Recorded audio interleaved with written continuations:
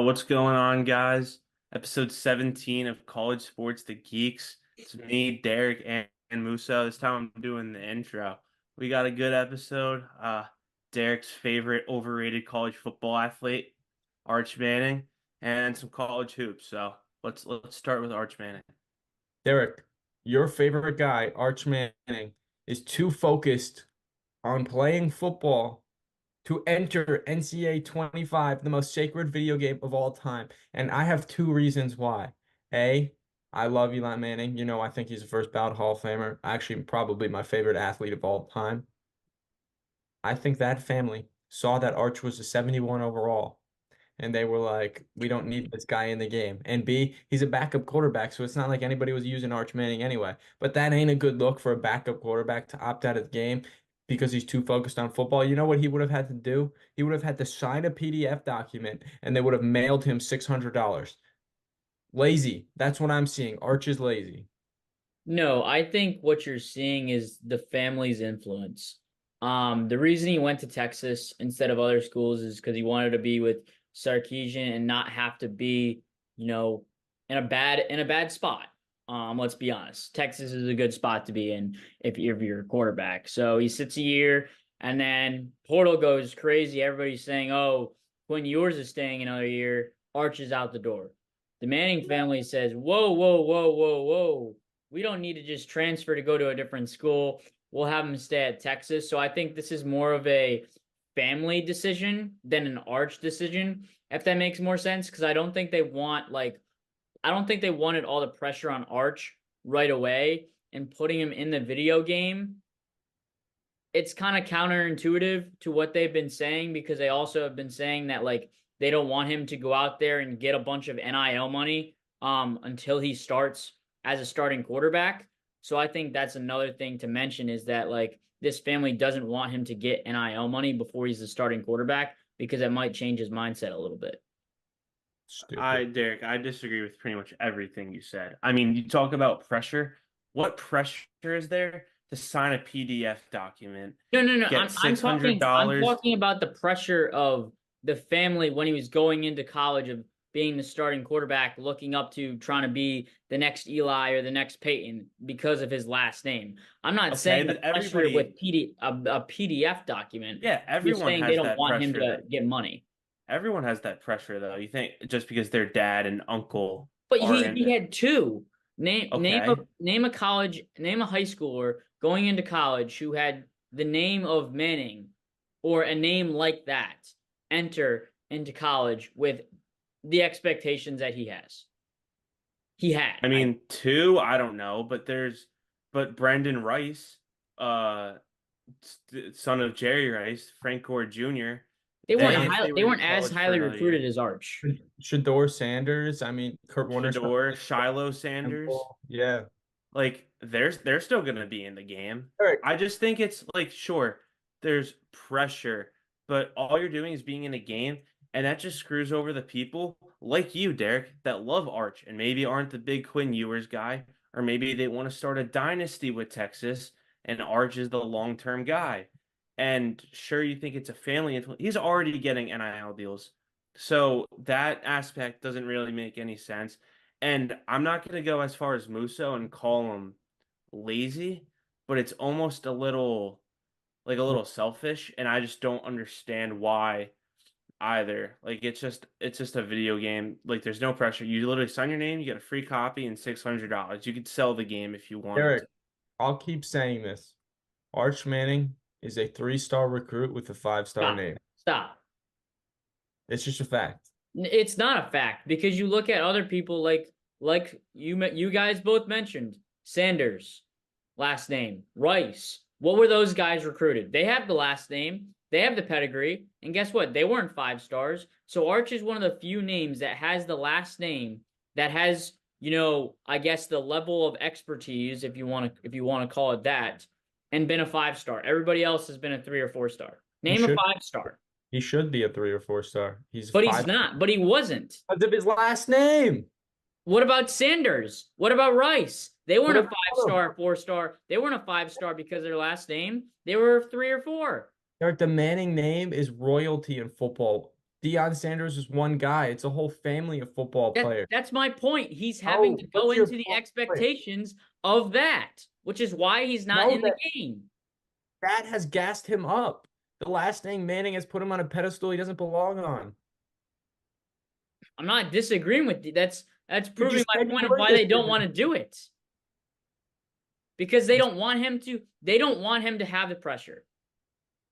I couldn't imagine ever turning down playing in a video game. And I don't know what pressure there is from you being a backup quarterback. I don't understand. But Yeah, and also like his reasoning just didn't make any sense. Like he was like, I want to focus on my game right now. You're a backup quarterback. So what really focus are you It's a working on? distraction. It's not a distraction. It is It's a literally a five distraction. second pen to paper, and then boom, you're done. Over 1,000 or 10,000 athletes have already signed on to be on yeah, it. the But distraction was he was it's playing the different. game 24/7. You both have mentioned it. It's different because he has the last name Manning. There's going to be added pressure. There's extra, I guess, outside noise that comes with him entering the game versus someone else. Because No, if there because no, hold on. Because if let's say the backup quarterback at Texas A&M or the backup quarterback at Notre Dame or the backup quarterback at Ohio State or whoever else, any other backup quarterback in the entire country, if they say no, we're not talking about this.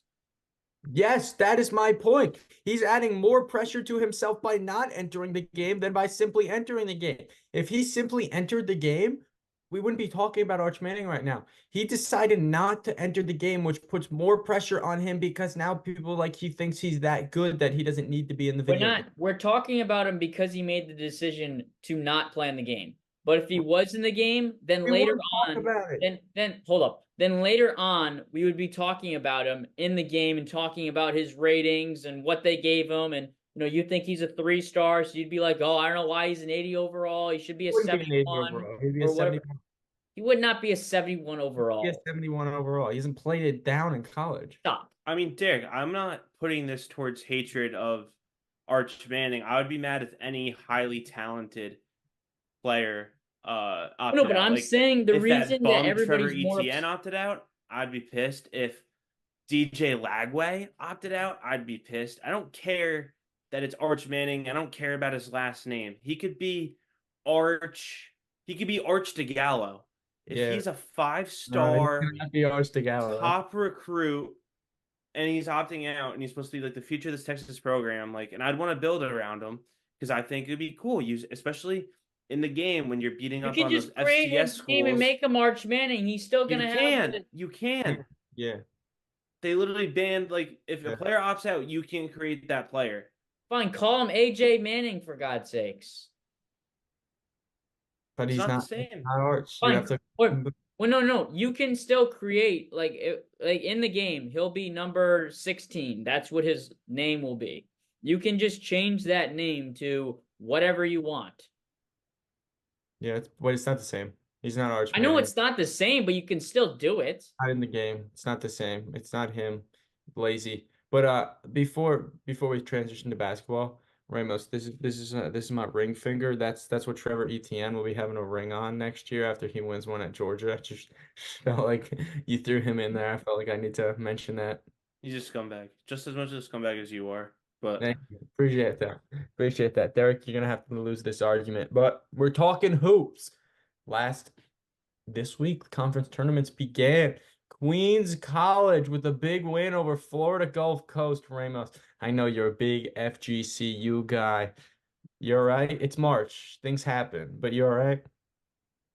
yeah, I'm all right. They're definitely one of my Cinderella teams. I mean, I remember what was it, 2014, 2015 when they went on that Cinderella's run when they were nicknamed Dunk City. Yeah. Sherwood Brown was a dog. Uh so it sucks, especially losing to Queens, North Carolina. I've never even heard Queens, North They're Carolina, new to but D1. of course they are. But I know it is also is an off year for FGCU, but at your house, I called the UNCW upset over Kentucky. That's another one of my Cinderella teams I'm liking. But that's a W. story of March where Queens, North Carolina, new to D1 school I never heard of. They beat an established program at FGCU. That's why this is arguably a top 2, top 3 month in all of sport from a sports perspective. That's just a fact. It's just top 2, top 3 months, no doubt. And interesting about Queens, they're not eligible for the NCAA tournament because of the stupid NCAA Okay, transfer. can we talk about that rule? So they can't if It's they the win the stupidest conference, rule. don't go. Fairleigh Dickinson didn't even win their conference last year. Merrimack won their This is a Northeast stupid conference. rule. What are we doing? I know, like especially that it's a multi-year thing. Like I get it. Maybe you want to ban them One for the year. first year. 1 year is fine, but like 5 years or 4 years, whatever it is It's now, is ridiculous. insanity. That means you enter and enroll as a freshman. You don't even get the opportunity to play in March. Yeah, that's ridiculous. I hate that rule. It even shafted James Madison Yeah. in football too. But Yeah.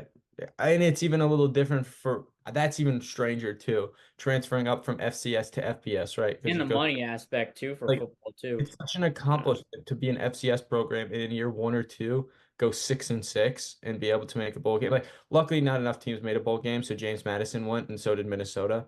Um, right, Minnesota 5-7 went to a bowl game. Disgraceful just performance by PJ yeah, Fleck. they're good in the classroom though. They're good in Yeah, the classroom. that's good. Minnesota basketball, Derek, they're on the rise too. I know you really don't care, but they're on the rise. But They have a Derek, good freshman. we have to talk about Michigan State basketball, the elephant in the room. I have not felt better about this team Oh than my I do God. right now. Lost 2 to Iowa and Ohio State. Really, really shouldn't lose those games. Definitely not to Ohio State. Crazy buzzer beater though. By the way, Iowa and Kansas State, 2 Power 5 programs who have not been on the bubble all season, kind of getting up there right now. Iowa's first 4 out for Joe Lunardi right now. Chance to sneak into the dance. But Derek, Michigan State, Wednesday night, March 6th, the birthday of Zach Musso, play Northwestern, your team at home.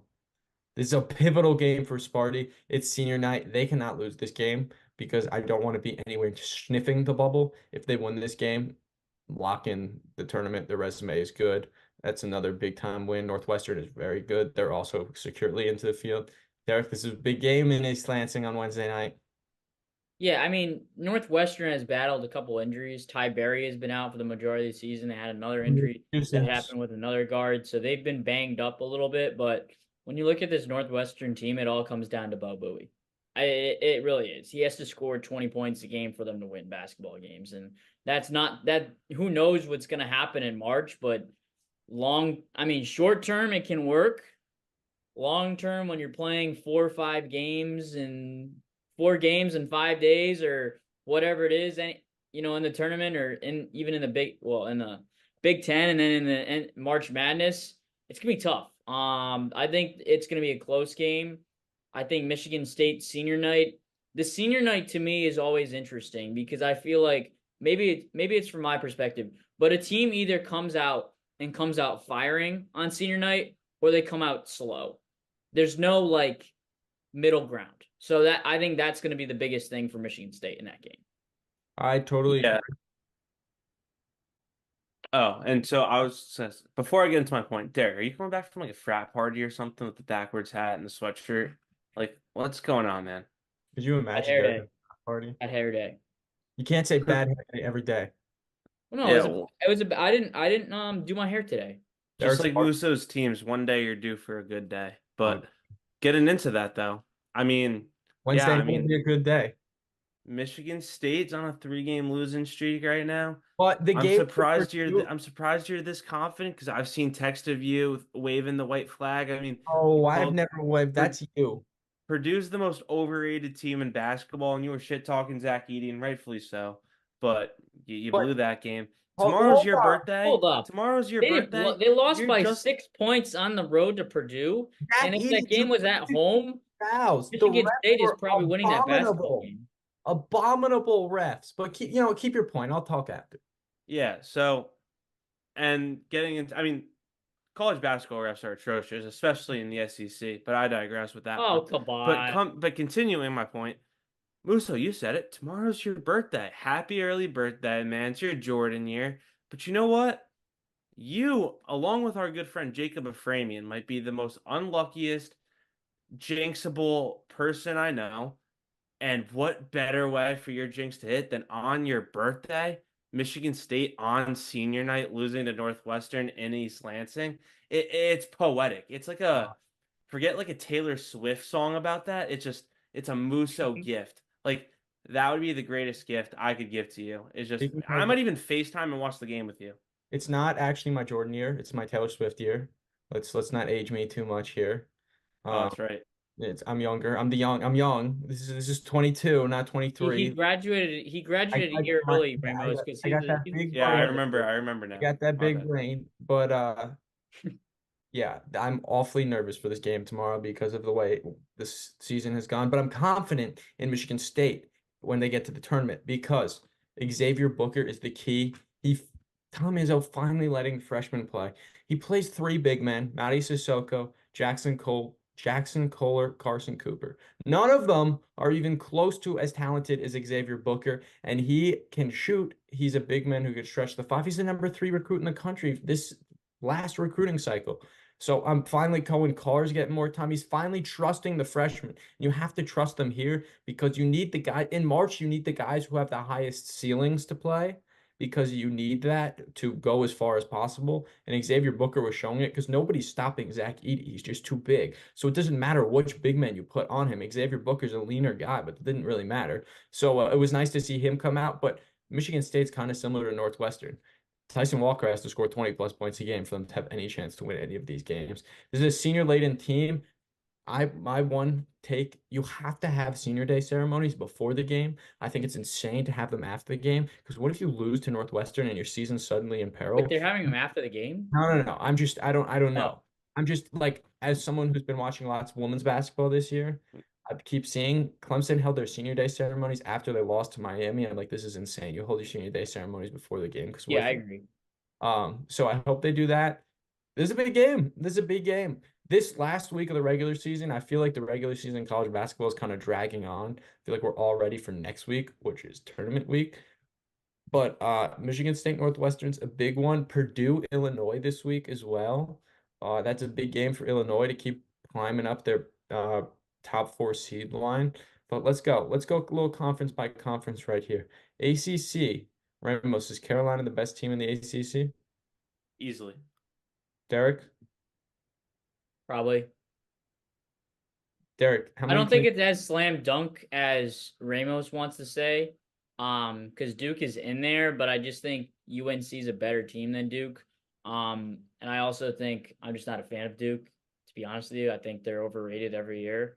And I think there's something about UNC that stands out. It maybe it's like a depth thing for me, but they seem like in the tournament to step up more so than a Duke team. Just in general, like historically speaking. Well, Yeah. it's a veteran thing too. Vets win in March. UNC has vets do so young. Yeah, and I'll touch upon it, give a more in depth as a Carolina fan, because Derek brought it up.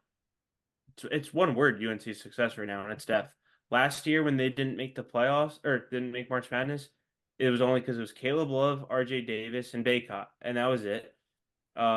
He had guys like Pete Nance, Hubert Davis was just like his second year coaching. It's his first recruiting class, and he didn't want to use like so the opposite of what you're saying for Michigan State. Hubert Davis didn't want to use the bench. He didn't know who to go to. He was really only using at the time freshman Seth Trimble. But now he goes out, he realized his mistake. He attacked the portal hard. He got Cormac Ryan, who's been red hot, scorching hot from three lately, from sixth year from Notre Dame. He was also at Stanford.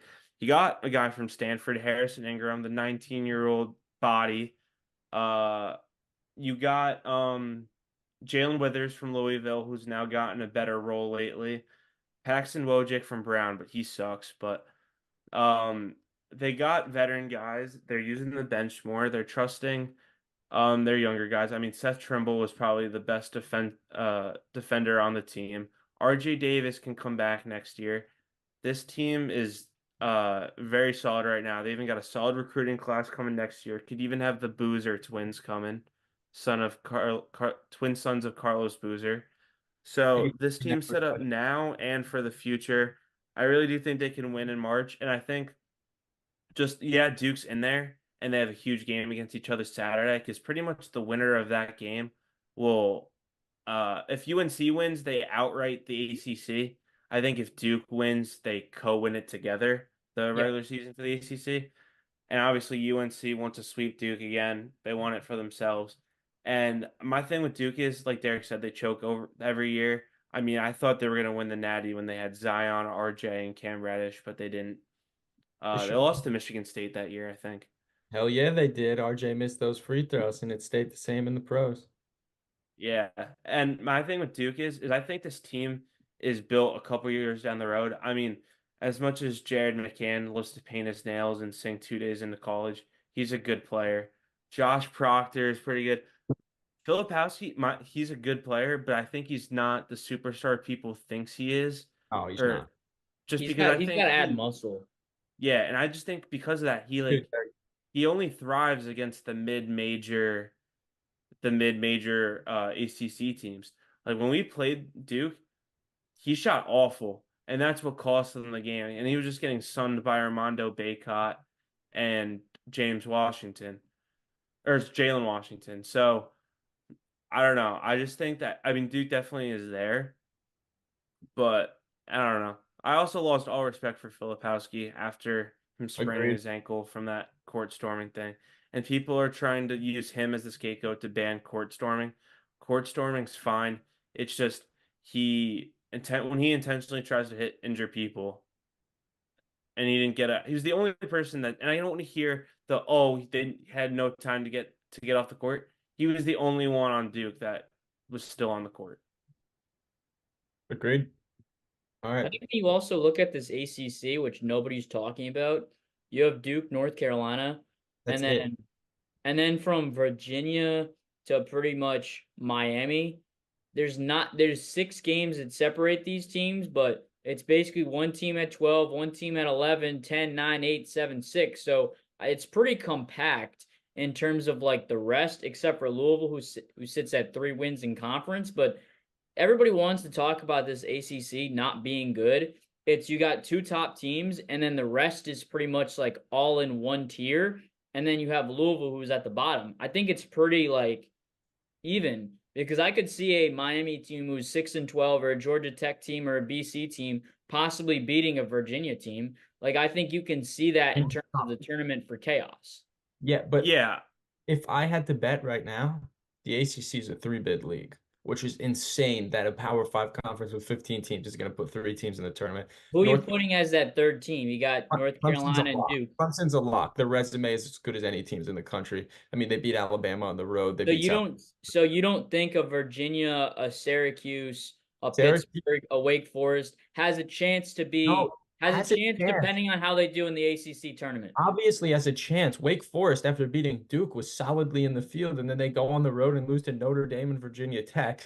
Uh, and then you talk about Virginia, they got to score some freaking points. Nobody wants to see that in the tournament right now. And they're failing the eye test so hard late, which is a problem. They don't have a lot of great wins either. They have a 23-point loss earlier in the year to Notre Dame. So I think Virginia is in a Virginia and Wake Forest are both projected right now by Joe Lunardi as like team 66 and 68 in the field. So they're both still on the inside of the field. Neither of them have huge opportunities to bolster their resume right now. The only chance either of these 2 teams are going to get to like solidify their resume is if they play Clemson, North Carolina, or Duke in the ACC tournament and they have to beat them, or else I think they'll be left out.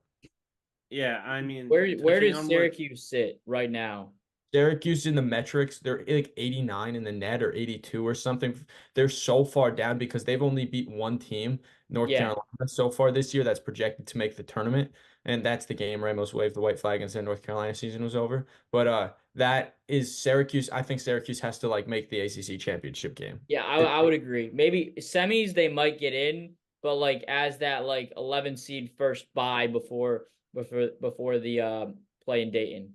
They have a huge, I mean, they're right now they're fourth in the ACC. So they have a Yeah, really clutch opportunity if they can keep that fourth spot to only have to win 3 games to win the ACC, which is big for Syracuse. Because, I mean, with Judah Mintz and JJ Starling, you can beat any team in the ACC. That backcourt is disgusting. they just don't have a big. They don't yeah, have. and going They can't rebound. and going off that too, um, I think I kind of agree with Derek. I think the ACC is being a little slept on just because like UNC and Duke are the only title contenders, but any one of these teams that are pretty much in the field, so like Virginia through like a Pitt or a Clemson, they could still pull some upsets. I mean, Miami is a great team. They were just ridiculed by injuries, and if they were fully healthy, they'd for sure be in March. I mean, they went to the Final Four last year. And the biggest UNC hater, ESPN analyst Corey Alexander, said if Syracuse was in any other conference, with the exception of maybe the Big Ten and the Big 12, they'd probably win their conference or at least be like a top two, top three team. Because, like you said, I think it was Musa that said this. Syracuse could beat any team in the country just because of Judah Mintz and JJ Starling. And yes, Derek, they're an awful rebounding team, and that's what's cost them most of their games. But Malik Brown has been getting more minutes, and he's been a better rebounder. And that's what, and he was the reason. Like, I know Judah Mintz and JJ Starling, or I know JJ Starling had the game of his career against UNC. Same But with no, Chris the Paul. reason they won was Malik Brown, and because he was able to pretty much be the main reason of out rebounding UNC and keeping that close. Because And anytime the rebounding margin in a UNC game is close, there's a good chance it's a close game. I mean, UNC almost lost to NC State because the 285-pounder DJ Burns was cooking in the first half. Yeah, uh, I think also when you look at the team though, for Syracuse in particular, Copeland has of late has been scorching hot. He's had a couple games with 20 points. He's had double Chris figures. Bell, That's huge. Bell has been knocking down the three too. I just think when you look at this team, they don't have a five. You have Bell, you have Brown, but they're they both need Jesse more of the Edwards. four, and you don't have really a big to box out and rebound, and that's their biggest problem is rebounding and just putbacks in general because you got Bell and Brown, but they're more stretch fours than a rebounder inside, which I They need think next year you got to attack the portal. And yeah. if Min stays, Starling stays, and you get a big, I think you're talking about a team that can compete with the North Carolina and the Duke in the ACC tournament. It's just going to be down to can Min stay and find the big. Syracuse can beat any team in the ACC. I don't know about the country, but the ACC. Now let's go some rapid fire. Rapid fire questions. By the way, Virginia and Wake Forest are currently teams 67 and 68. So they hold the last two spots. That is that is tenuous. I'm telling they don't have chances to really bolster their resume. I mean, that's also Pitt, according to Lenardi, and he's not right. doing the Is bracket it on selection and Sunday. Pitt Pitt is right outside. Lenardi last year, I think, got 67 of 68, but he didn't get all the seed lines or whatever. Let's go. Quick rapid fire. Derek, Mountain West, six teams, yes or no? Yes. Ramos, Mhm. right now, St. John's sits in the first four out, Seton Hall on the first four in. Do both of them get in? Seton Hall gets in. St. John's is more of a toss-up, but I hope both get in. I think if St. John's can pass Providence, then St. John's is definitely in. I think St. John's is a tournament team at this point, especially that Creighton win. Utah won a couple days ago. Sneaky. That's now a quad one win for them. Villanova, if they can move up a couple more spots in the net, that's another quad one win for them. St. John's is similar to Syracuse, is projected to be a four seed in their tournament, which also means they only have to play three games to win the Big East, and the Big East is in their back at home. I think St. John's could sneakily win the whole Big East tournament. They probably won't because UConn, Marquette, you got some dogs in that conference. I think It they also pass. depends for Tyler Kolek for Marquette because if he's out for an injury, so if he can't play, you're talking about a Marquette team that's completely different. And I'm not sure you could even say that this team is a tournament team without Tyler Kolek. Well, I mean, they're gonna be a top three seed no matter what. No, But no, no. But I'm saying if he's out, I think you're talking about a team that's probably going to lose their first game in the Big right. East tournament.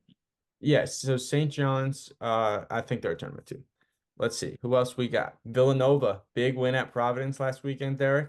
Villanova, a tournament team. They're on the bubble. I say they go to the NIT. Oh, so you think Villanova's not a tournament team? All I the don't think they're a metrics tournament are team. pointing up for Villanova right now. I don't think they're a tournament team because I think you're going to see more teams from like the Mountain West. I think you're also going to see some bid stealers from other leagues, which kind of pushes some of these teams that are kind of on the bubble out. And I think one of those teams is Villanova. I think the Big East gets Creighton, UConn, Marquette, Nova, St. John's, and Seton Hall. I think it's a six bid league. I All think they right, get 5. Ramos, last question. North Carolina, 1 seed or 2 seed? I'm gonna say 1 seed because I think they beat Duke on Saturday. Fair enough. That's all we got in the Sports Geek. Enjoy the stretch run of college basketball.